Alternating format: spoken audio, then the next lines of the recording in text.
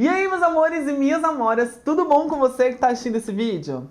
Gente, tem um... Ah, vou ter que apresentar a pessoa que tá aqui com o sorriso Colgate. Tô aqui.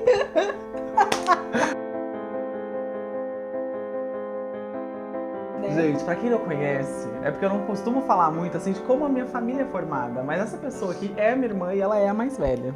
Que eu acho que eu vou até pontuar isso, idades. Mas, tipo, não parece que eu sou mais velha, né? Porque eu tenho uma carinha de bebê, então parece que ele é mais velho. Não mesmo. Inclusive, se você quiser conhecer um pouco mais da Paula, ela estreou aqui no YouTube e é isso que eu tô aqui fazendo na casa dela, porque eu vim gravar o canal dela. E eu vou deixar aqui no link na descrição e na cara dela o arroba dela. Gente, é muito mais fácil fazer gracinha no vídeo dos outros, né? Do que no Porque o vídeo seu. da gente é super tenso, eu fico muito tempo pra tentar gravar um vídeo E travada. Se tem um vídeo que vocês vivem me pedindo aqui no canal, é sobre como eu saí do armário e se a minha família aceitou bem, se não aceitou bem. E aí eu falei, por que não trazer a Paula pra falar sobre esse tema? Porque a Paula foi a primeira pessoa pra quem eu me assumi da minha família. Porque assim, a primeira foi a Gi, que é uma amiga minha de infância. Porque acaba que você se sente um pouco mais confiável, né? Você não se confia? Confio sim. Achei que eu tivesse sido a primeira. A gente se sente um pouco mais confiante quando se trata de amigo, porque sabe que não pode julgar, tal. Agora, assim, quando é família, a gente já fica com aquela apreensão. E eu sentia mais segurança na Paula. Você quer falar como que eu cheguei pra você pra falar, viado? Então, ele ainda morava no interior, em Sim. Orlândia, com a nossa família, né? Eu já morava aqui em São Paulo. E para mim foi uma surpresa, porque até então eu achava que eu não tinha o preconceito, porque era na família dos outros, era com as outras pessoas. Com o seu amigo. Com um amigo, com um vizinho, com um conhecido, até que, bum, né, cai no seu colo o seu irmão pelo Messenger na época, porque era MSN, dizendo que precisava me contar um segredo. E eu super apreensiva, pensando assim, vai me contar que beijou uma menina, né? Que tá namorandinho. Não sabia ela, né, gente? É um negócio... Né? Que tá namorandinho e tal. E aí, eis que vem aquela... A pessoa ficou escrevendo, sabe? Quando a pessoa tá escrevendo. O usuário está escrevendo. Bruno Fernandes está escrevendo. Aí sobe um trem lá. A hora que eu olhei, gente, eu tive que olhar, ler, reler, ler de novo. Aí rolou uma lágrima. E aí eu pensava assim, ó, é um momento muito importante pra ele, então eu tenho que pensar o que eu vou falar. E o Porque que eu realmente disse, a gente lembra até hoje tudo que a gente falou. Pra mim marcou muito também, porque ele tava confiando em mim. Até então eu achei que eu era a primeira, mas não foi. Tá bom? Mas ele estava confiando em mim uma que ia mudar pra sempre a vida dele, né? Então, num primeiro momento, ele devia ter uns 13 anos, o que eu disse? Que na época era o que eu acreditava e que hoje não é. Bruno, você tá num momento que os hormônios estão à flor da pele, 13 anos. Dúvidas, né? Precisa ficar com uma menina, porque normalmente é o que a gente pensa, né? Já ficou com uma menina pra saber se não é isso mesmo que você gosta? Então, assim, foi o que eu disse pra ele na época. Quando você tiver 15, a gente volta a conversar. Mas o que eu quis com isso? Ganhar tempo. Então, assim, eu tinha uns 2 anos pra tentar... No fundo, eu sempre soube que era... Porque o Bruno sempre teve... Muito alegre.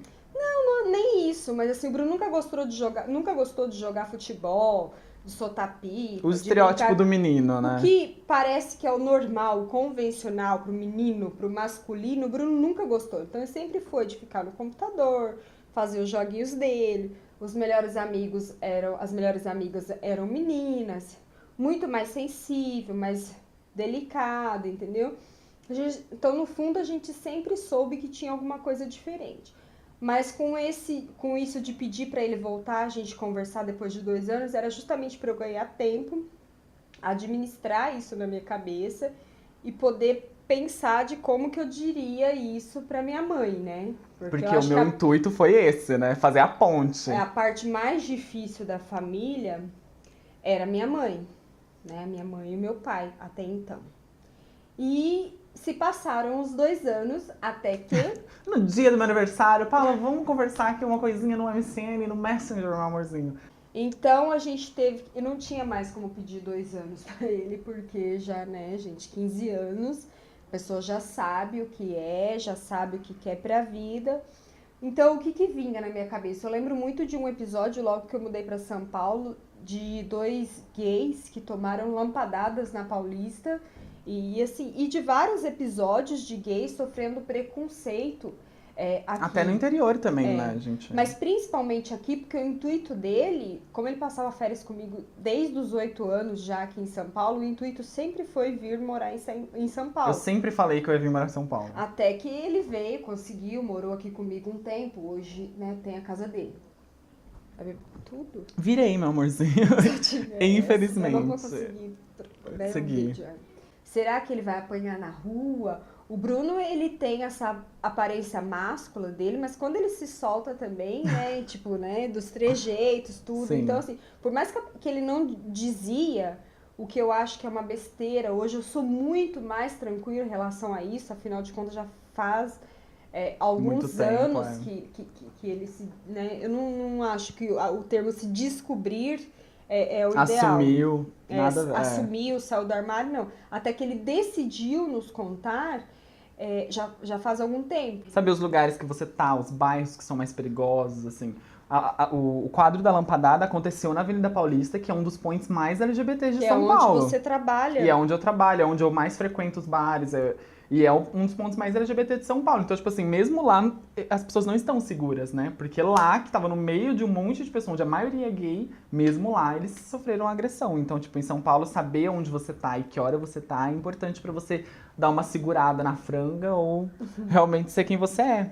Então eu pensava assim, se ele ficar no interior, eu acho que ele vai sofrer muito mais preconceito, porque lá as pessoas, não só onde a gente nasceu e foi criado, mas eu acho que na maioria dos interiores, assim, eu acho que as pessoas sofrem mais preconceito em questão de arrumar um trabalho, da escola. Então São Paulo, querendo ou não, tinha os perigos, mas também tinha as possibilidades, né, de estudar, de arrumar um emprego, do círculo de amigos, de poder ser ele mesmo. Me olha apaixonada assim.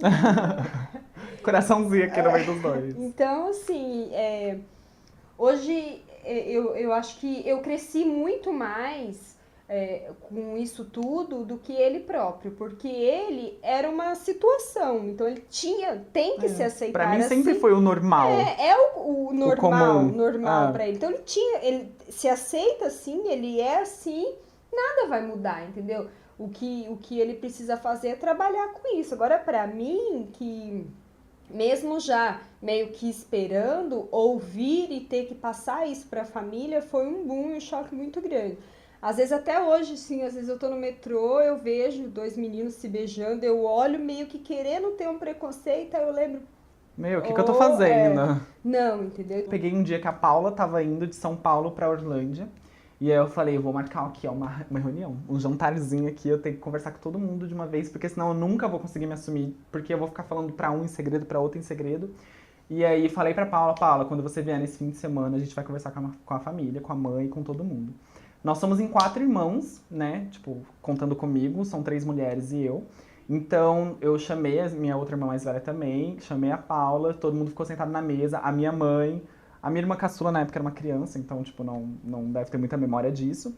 E aí falei, gente, eu queria conversar com vocês, é que eu nunca consegui falar na época a frase eu sou gay ou eu sou homossexual. Eu acho que eu lembro direitinho a cara dele, assim. De pânico, que tipo, de meu, medo da minha mãe levantar uma expulso, cadeira. sei lá. Da minha mãe levantar uma cadeira e sei lá, não que eles sejam agressivos, mas eu não sabia qual era a reação. E, porque é uma situação extrema. E eu entendo a minha mãe.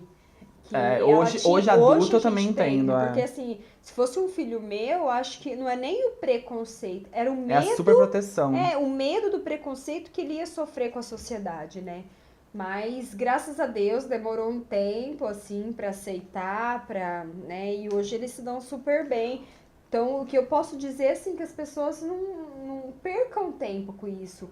Por mais difícil que seja, assuma. Não é isso, entendeu? Que importa. Tipo, não é isso que é relevante, é o caráter da pessoa. Isso não é um defeito e também não é uma qualidade, não é nada, é irrelevante. Se eu pudesse voltar atrás e ter dado um recado pra mim lá atrás, que quando ele me contou com 13 anos, que eu tivesse dado o apoio com 13 anos já pra ele ter falado, entendeu? Porque eu imagino o quão difícil foi pra ele dos 13 aos 15, ter guardado isso pra ele, o que passou na cabeça dele. até esperar dar o 15, tanto que ele esperou realmente o dia No dia do aniversário. Então, a hora dos que eu 15 nasci, anos. eu já falei. E o meu medo, né? Mas então, assim, ele esperou no dia mesmo pra contar. Então, eu imagino o quão difícil. A ansiedade, foi difícil. Né? Deve ter sido difícil. Se tem um conselho que eu tenho pra dar é quando uma pessoa se assume, embora eu odeie esse termo, ele meio que pede que a família o assuma também. Então, não é fácil, porque os nossos pais são de outra geração. São. Os nossos pais, nossos avós, a pessoa que te cria, o tutor, provavelmente ele é de outra geração. E a cabeça dele é diferente da sua. Uma linha que eu segui e que eu acho que eu consegui conquistar a confiança dos meus pais a ponto de meu namorado frequentar a casa dos meus pais, a gente ter total liberdade e isso não ser uma questão, foi realmente me provar. Então, todo dia eu me provava, mãe, eu sou capaz e isso não vai mudar nada no ser humano que eu sou. Consegui a bolsa na faculdade, sou independente. Paciência, não desistir, contar mesmo, e ter paciência para as pessoas poder também digerir tudo isso. E te causando essa inveja de ter um mulherão da porra desse como irmã, que eu vou encerrar o vídeo de hoje, porque já ficou gigantesco. Então, me siga nas redes sociais, caso você ainda não me segue. Meu nome é Bruno Raff, em todas elas. O @ da Paula também tá aqui. Que é o Paula Desafio Pessoal. Que tá aqui também aparecendo no rosto dela. E também na descrição. Um beijo, eu amo vocês e até semana que vem. Tchau!